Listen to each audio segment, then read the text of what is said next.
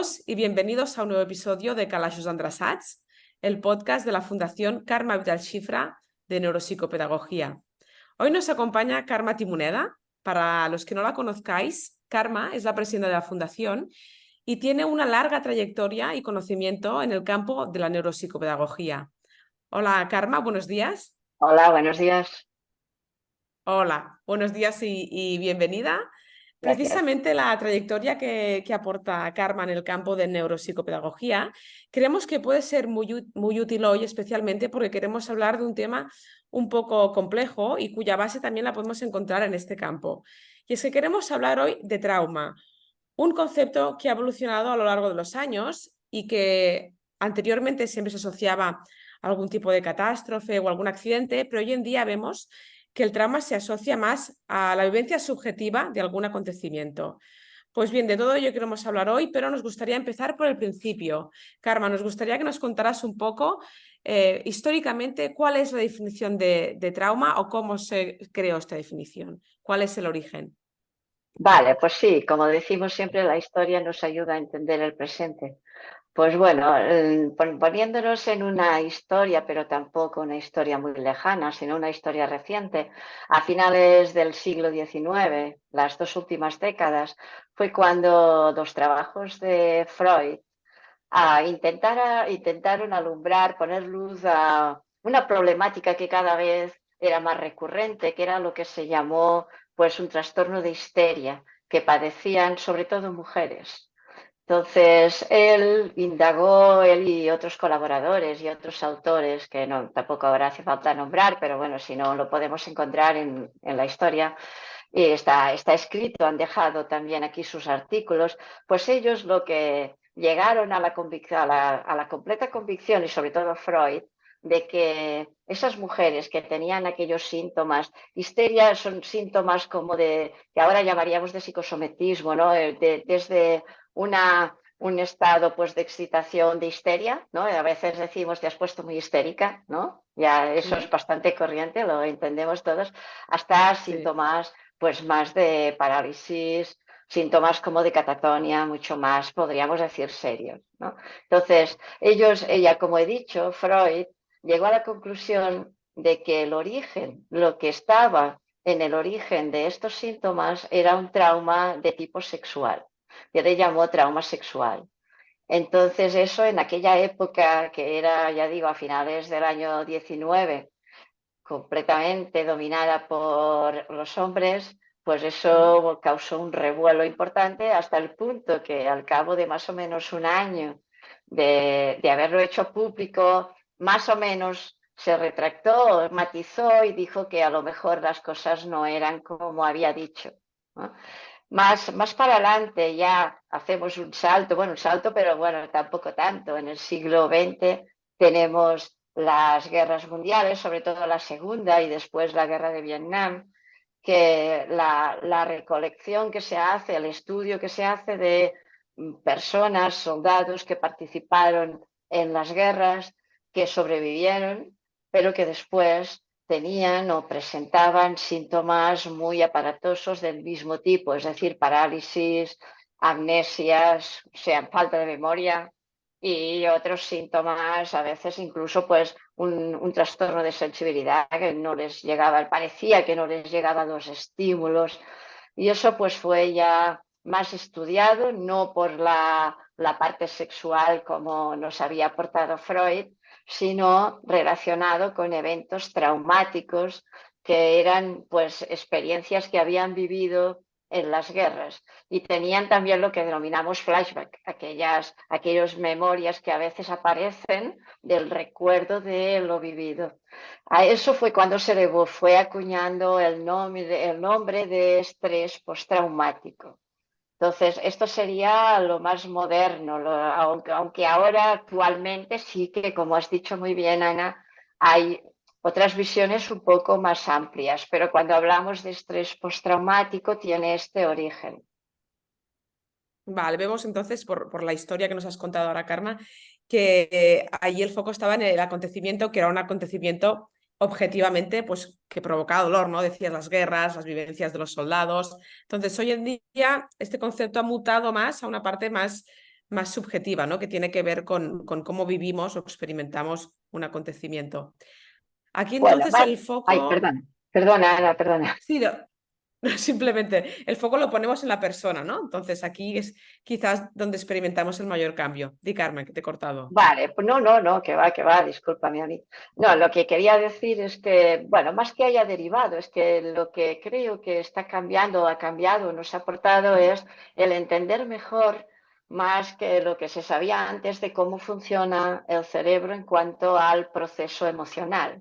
Porque es evidente que cuando hablamos de trauma, de hecho, etimológicamente, trauma procede del griego y significa herida.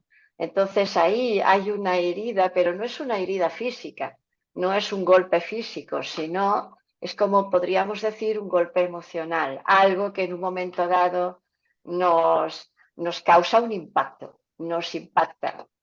Entonces, el conocer qué vías de cómo funciona el cerebro a nivel emocional y qué vías están siguiendo estos eventos cuando nosotros los vivimos, nos ha ayudado a explicar cuál es la base en cuanto a funcionamiento cerebral de aquello que después, para entendernos, denominamos trauma. Entonces, resumiendo, lo que nos aporta la neurociencia es esta función que tiene el cerebro de supervivencia, que está ahí en todos y en todas, no hay distinción, todos tenemos esa función de supervivencia y que cuando nuestros sentidos captan algo en nuestro entorno que pase, sea de más importancia o menos, cualquier dato de la vida, cualquier momento, estamos captando, estamos sintiendo. Entonces, lo que sabemos ahora, y hay un consenso absoluto en neurociencia, es que estos sentidos están conectados directamente y por una vía corta con las estructuras que procesan la emoción, mucho antes que la vía larga que va a pasar por el cerebro más cognitivo racional, que nos daremos cuenta.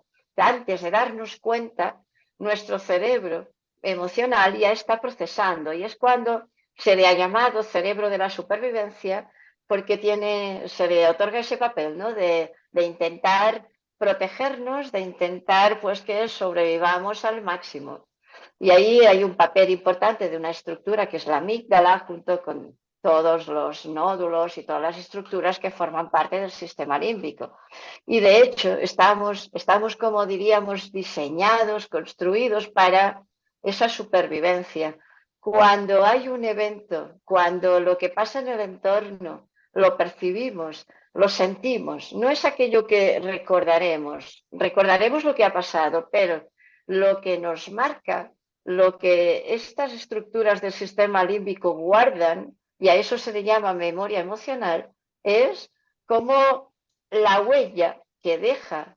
Yo le denomino vivencia para diferenciar y explicarnos bien, porque estamos hablando de sensibilidad, estamos hablando de sentir, no de recordar algo ni de expresarlo verbalmente. Esto es muy importante.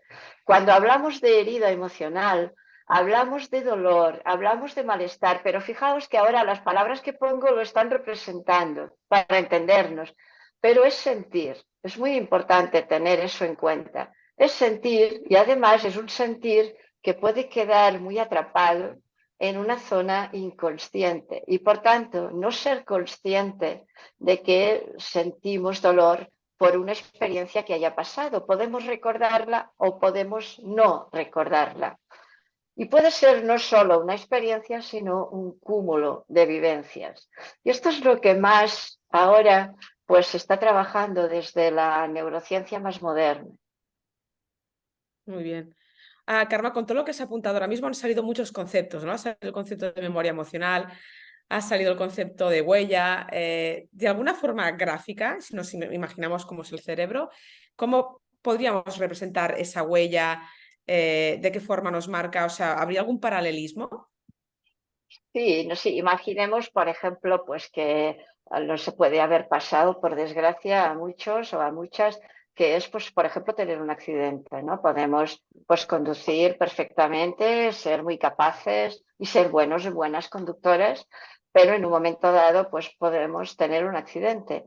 Entonces, el estar involucrados en un accidente, la vivencia, aquello que puede pasar, no es la huella, no sería el recuerdo de que yo iba en coche o iba de acompañante y un camión venía por delante y pues no pudimos esquivarlo y chocamos o lo que sea, o alguien se saltó un semáforo en rojo. Eso sería la explicación consciente. Lo que es la huella es qué sintió mi cerebro emocional en aquel momento y qué guardó ahí. Entonces, imaginemos, por ejemplo, que andamos por la playa y andamos pues por la arena así pues como ya más dura, ¿no? Es aquella arena pues que es, bueno, podemos caminar y deja huella, pero no deja una huella profunda. O imaginemos igual ahora, ¿no? Que hace poco era verano. Caminamos por la playa, pero ya en la zona donde están las olas, donde llegan las olas, donde está muy húmeda la arena, y ahí seguramente que el pie ya pues deja una huella un poco más profunda.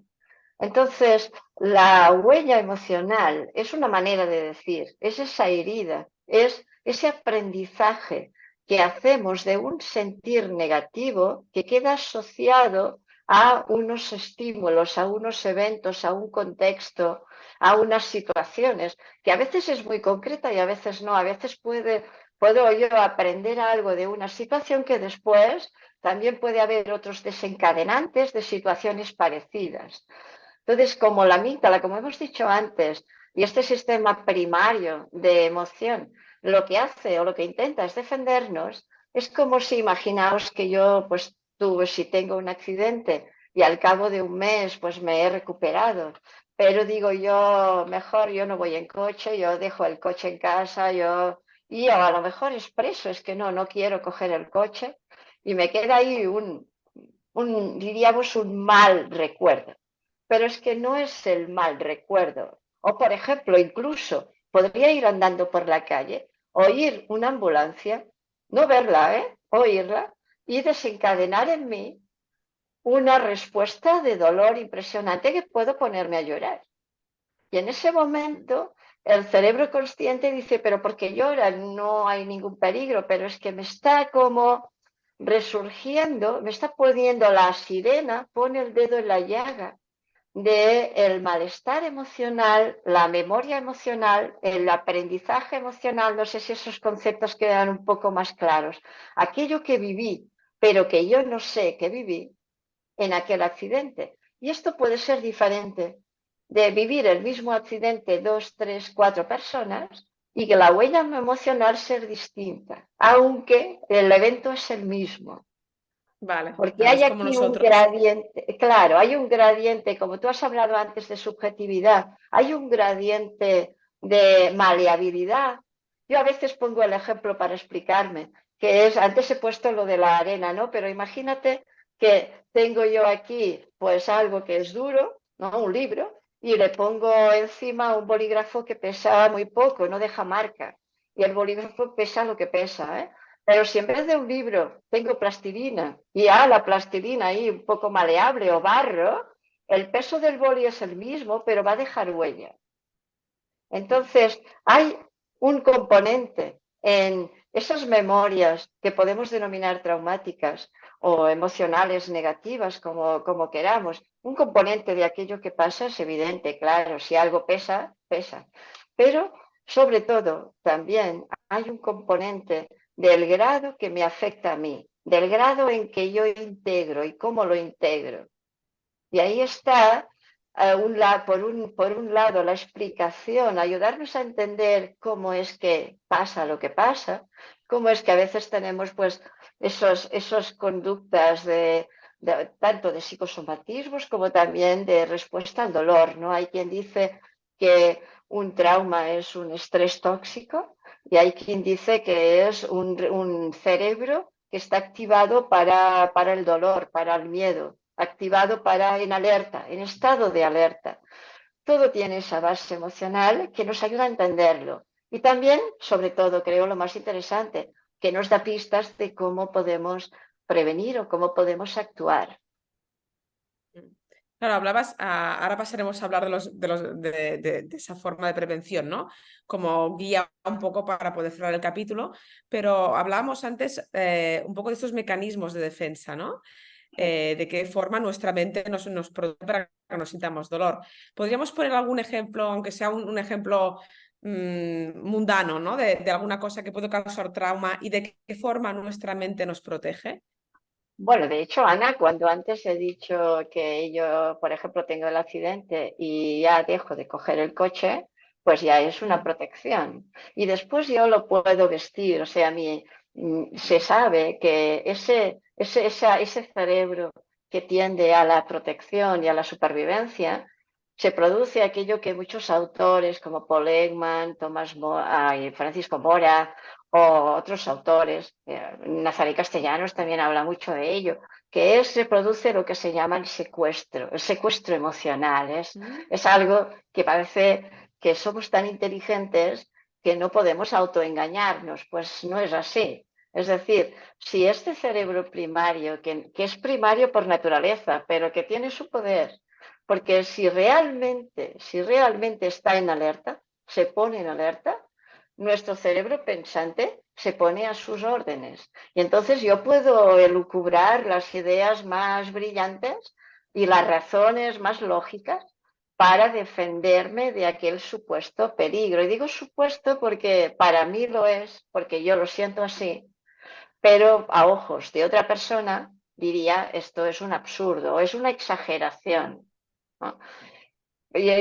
Podríamos poner muchos ejemplos de la vida cotidiana en este sentido por ejemplo, yo también, un caso un poco ya más de mi experiencia, pues con un padre de una niña que estábamos tratando en la fundación hace ya unos años, que no recordaba, pues tenía también una sintomatología de psicosomatismos, de lo que denominamos pues estos efectos de algo que había vivido traumáticamente, pero no recordaba nada. Él decía que él había tenido pues una infancia normal, era su definición, y cuando le preguntabas qué había pasado, dónde estaba, no tenía ningún recuerdo, lo había bloqueado todo. Esa negación, ese silencio que se impone en el cerebro, es para decirlo de alguna manera, ¿no? Ese cerrar, como si cerrara ahí un baúl, esa es una respuesta de la amígdala, esa es una respuesta defensiva, es un mecanismo de Mm. defensa. Mm.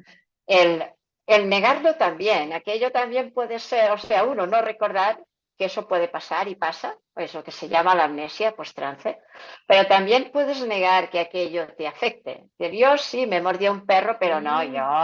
yo ya está, hombre, ya entiendo que no, pero después, cuando vas por la calle y hay un perrito ahí pequeñito, ya sientes algo en la barriga que te empieza a molestar y dices, bueno, es pequeño, va, intentas como convencerte de que no tienes que sentir aquello.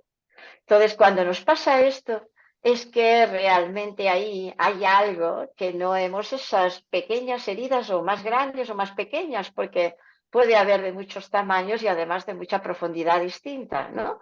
Pero si algo es incoherente en nosotros, si algo es incongruente, es que alguna cosa hemos aprendido que es peligrosa, que es dolorosa, que es dañina. Aprender que algo es dañino no tiene por qué ser cierto, pero yo lo aprendo así y además construyo todo un bagaje cognitivo que me da coherencia interna, aunque no es coherente, pero a mí me justifica, pues a lo mejor más que coherencia me justifica el malestar y así no me siento tan mal. Dentro de lo que hay, me siento mejor. No sé si me explico, Claro, Ana, estos si he serían, contestado a tu sí, pregunta. de hecho te preguntaba por los mecanismos y los has dicho todos, ¿no? Esos mecanismos de defensa y algunos, o un último que has mencionado que puede ser hasta contraproducente, ¿no? Cuando alguna cosa nos ha causado ese dolor, racionalmente decimos, va, tenemos que afrontarnos Sí, y nos sí, forzamos a hacer algo, ¿no? ¿Eso eso. qué consecuencias puede tener? Bueno, eso puede ser totalmente contraproducente, ¿no? Porque, mira, fíjate, en caso cuando hablamos de niños es más fácil porque ellos no tienen aún esos mecanismos racionales que nos hemos podido ya crear todos los adultos, ¿no? Entonces, una niña con 5 años, bueno, dos niñas, de hecho, dos gemelas, tuvieron una vivencia de esas que estamos hablando, que cayeron en una piscina sin darse cuenta, ¿no? Tumbadas así de espaldas, estaban jugando en casa del abuelo y el abuelo las sacó enseguida del agua y no pasó nada, o sea que no hubo ni un episodio de ahogo ni se hundieron en el agua, se mojaron y ya está. Pero fíjate lo curioso del caso, que el resultado fue que una de ellas presentaba ya miedo al agua con solo oír el grifo la misma noche, o sea, cuando estaban ya en casa y la mamá abrió el grifo del agua para ir pues a la ducha y ducharlas, pues una de ellas, la otra no, la otra estaba en la bañera tranquila y feliz, pero una de ellas no se quería meter, no se metió, vamos, empezó a llorar, a llorar, a llorar, a patalear, ya con solo oír el grifo. Entonces ahí en ese momento no lo asociaron, los papás y el abuelo no lo asociaron al episodio de la piscina e intentaron, pues claro, que tenía que ver, era como una rabieta, ¿no? Esta niña ahora está con un berrinche, pero eso no puede ser. Pues la niña lloró, lloró tanto que quedó casi como desmayada. Ahí se asustaron. O sea, Claro, ahí fue cuando los papás pues nos consultaron, ¿no? Y contaron ese episodio. Y ahí al día siguiente el papá aún quiso a ver si era aquello o no, porque claro, es que esas cosas a veces no te sorprenden que funcionen así. Entonces cogió a la niña en brazos y le dijo que irían a la piscina los dos y que no tenía que tener miedo y la niña se agarró tanto a él que le hacía daño, o sea, le clavaba las manos ahí al papá y que no, y que no, y que no, y que no, y al final el papá desistió y me dijo, es que me dio miedo, pensé, uy, si la tiras al agua es capaz de quedarse ahí muerta, ¿no? claro, Esa es la resistencia o la respuesta del cuerpo. Fíjate que las emociones hablan mucho más o hablan por el cuerpo, no por el lenguaje. El lenguaje es algo que puede quedar al servicio de la emoción o puede ser realmente una herramienta de razonamiento libre si la emoción nos claro, deja. claro, claro. No En sé este si ejemplo me que has puesto ilustra de las... mejor lo que querías preguntar. Sí, yo creo que este ejemplo además es muy, muy claro porque son dos personas que han vivido el mismo acontecimiento, ¿Sí? pero Eso de qué mismo. forma, ¿no? Cada persona lo vive de una manera y qué secuelas, por llamarlo así, dejan, ¿no? En este caso, quizás como ya indicabas que eran niñas pequeñas, quizás si lo trasladamos a una experiencia de una persona más adulta, ¿de qué forma podríamos, no digo prevenir el acontecimiento no se puede prevenir, pero imagino que de alguna forma podemos prevenir estas experiencias traumáticas a nivel terapéutico, a nivel psicológico, de qué forma podemos eh, no prevenirlo, pero hacerlo más llevadero.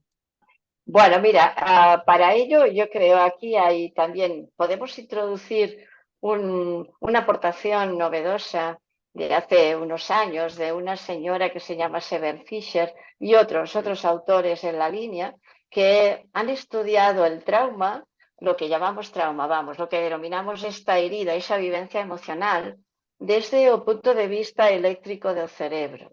Y ellos han demostrado que cuando vivimos experiencias que nos duelen, que nos marcan. Ella habla, y otros autores hablan del trauma del desarrollo, que no es tan necesario que sea un trauma, un evento como hemos visto, la piscina, el accidente, sino que a veces, o se ha comprobado por un estudio de más de 50.000 personas con distintos síntomas, pues se comprobó que un porcentaje muy alto de ellos habían pasado en su infancia no eventos significativos, pero sí negligencia por parte de la familia, abusos, episodios de malos tratos emocionales, malos tratos físicos. Entonces cada vez se habla más de un concepto de trauma y se le denomina trauma del desarrollo.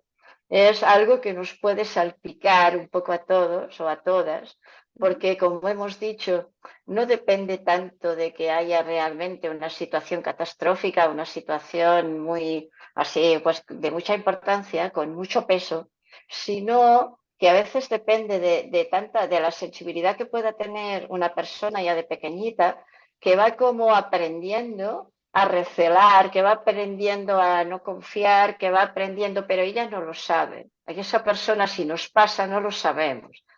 Y cuando le ponemos palabras a esto, es como yo me he sentido, no lo que ha pasado. Mi padre ha hecho esto, mi mamá ha hecho esto.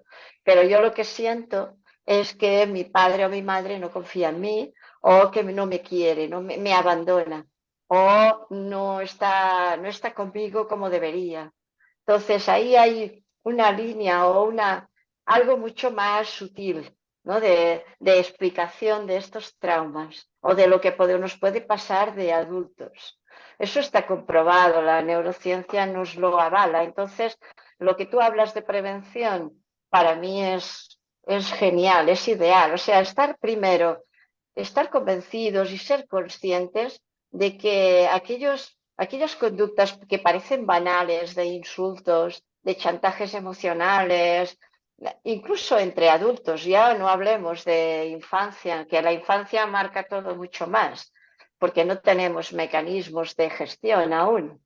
Pero de adultos incluso pues podemos colaborar o podemos hacer que esto vaya más. Eso por un lado. Y por otro, creo que también es muy importante ser consciente de que cuanta más seguridad, o sea, cuanto más mi arena no esté tan mojada, cuanto yo pueda gestionar esa emoción que va a surgir, porque va a surgir, no podemos evitar que las cosas pasen. Y a veces cuando pasa algo, ya si es algo, aunque sea algo, pues un accidente, como hemos dicho, o muere alguien del entorno familiar, que de una manera, pues a veces con una enfermedad o a veces pues por un accidente o como sea, de una manera pues muy repentina, y eso como no va a marcar, claro que marca, pero ojo, y ahí es cuando lo primero es aceptar el malestar, es decir, eso nos va a doler, no puede ser de otra manera. ¿Por qué? Porque la naturaleza es de dolor.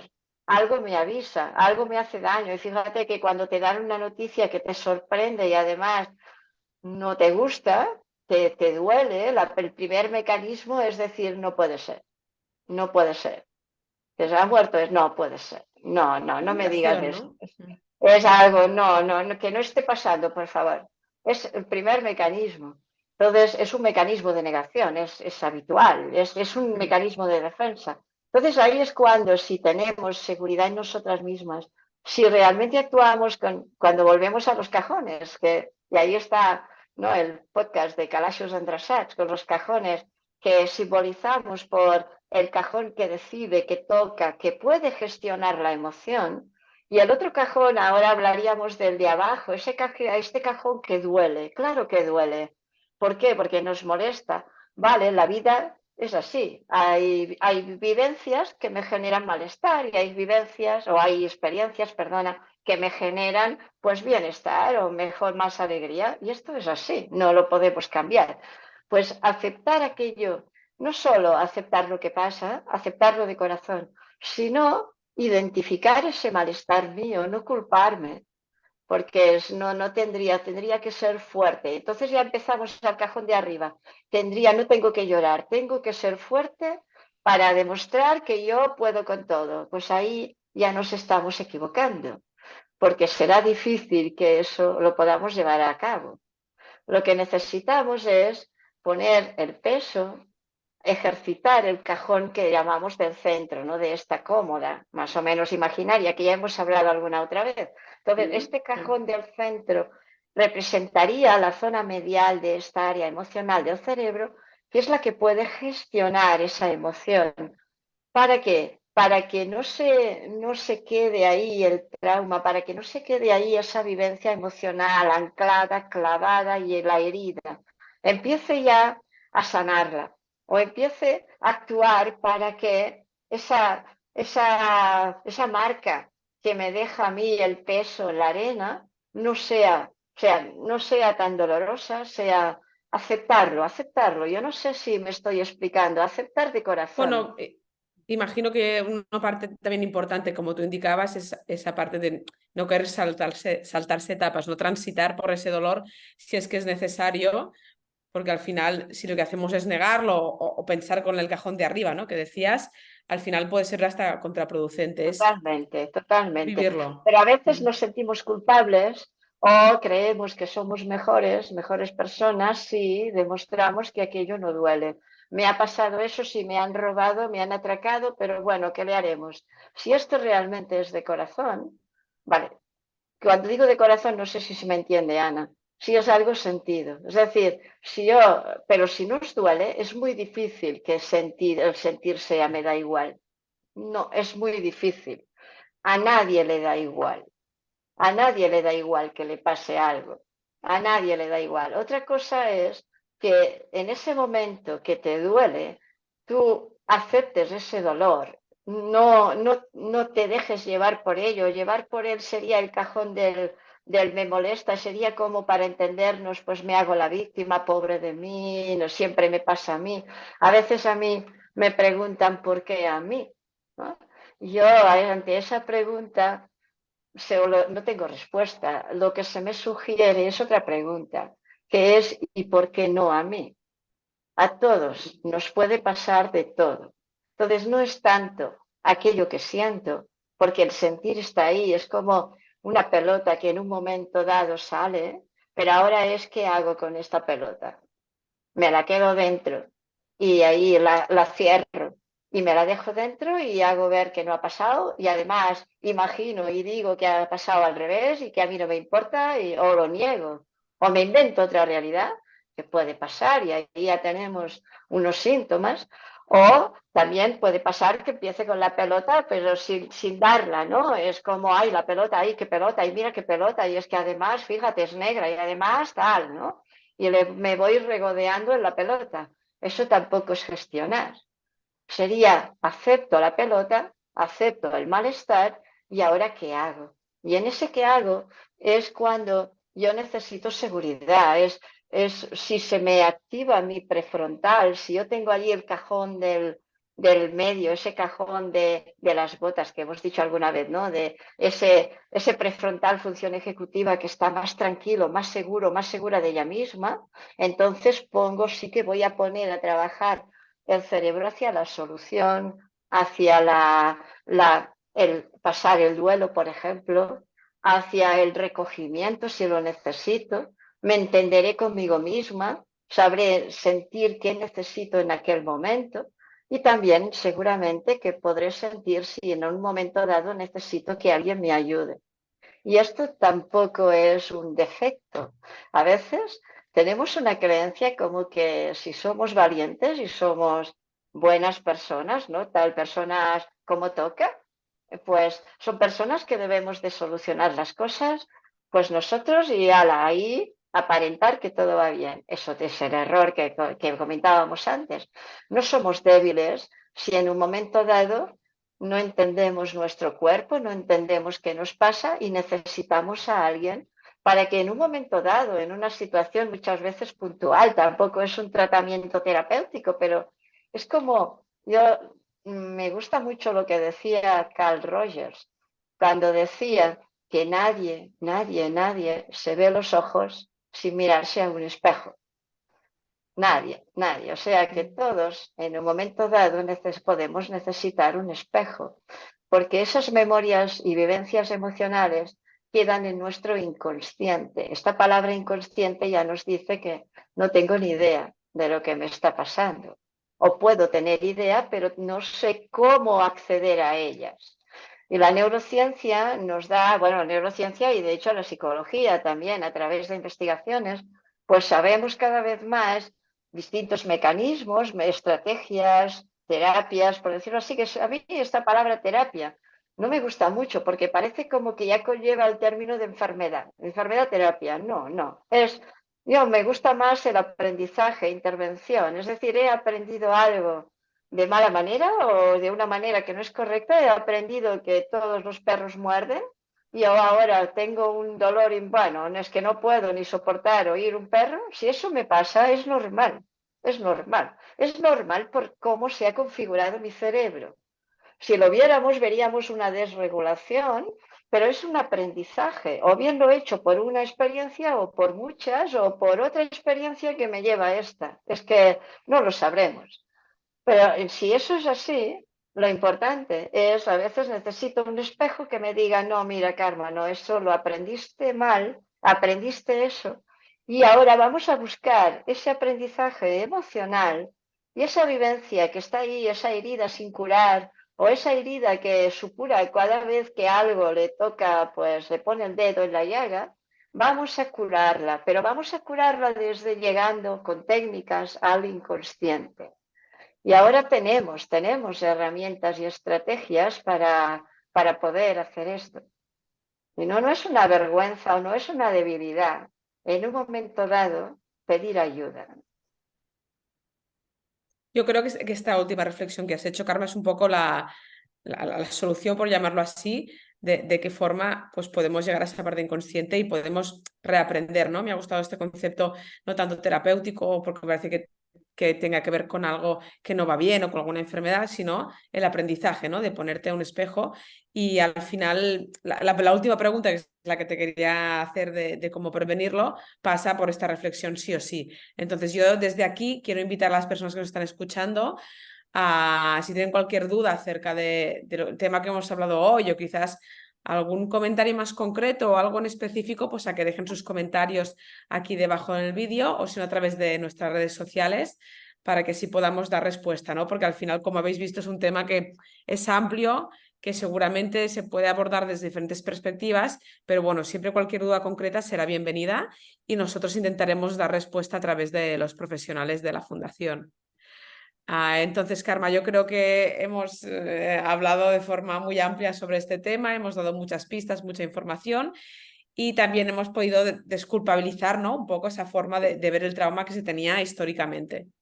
Si me permites, Ana, solo para cerrar, yo diría que cuando nos pase algo, así para simplificar también, cuando nos pase algo que es repetido, que empezamos a darnos cuenta de aquello que hacemos o de aquello que decimos o de aquello que nos pasa, aquello que sentimos, pero traducido a a experiencias concretas, que miremos siempre más hacia adentro que hacia afuera.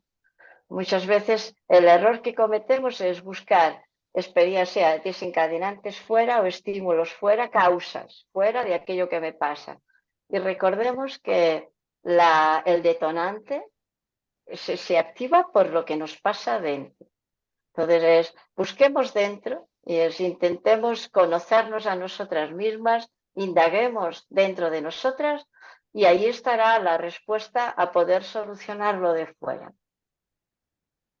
Bueno, pues esta reflexión creo que es ideal para cerrar el capítulo. Invitamos a hacer esta parte de retrospección y evidentemente pues a pedir ayuda, ¿no? Que indicabas tú antes, que no es que seamos débiles, sino que a veces si no, uno no podemos o no detectamos quizás de dónde viene, pues levantar la mano y poder acudir a las personas que son profesionales de este campo. Así que hasta aquí el segundo capítulo del podcast con este tema que esperemos que os haya gustado. Y bueno, Karma, muchas gracias por poner luz a este tema que tenía la complejidad que tenía. Muchas gracias a ti, yo encantada. Muy bien, pues gracias a todos también por escucharnos y os esperamos la semana que viene pues con un nuevo tema y también con una nueva persona de la Fundación que nos ayudará a abordar estos temas de interés psicológico. Gracias y nos vemos la semana que viene en un nuevo capítulo de Calaixos Endreçats.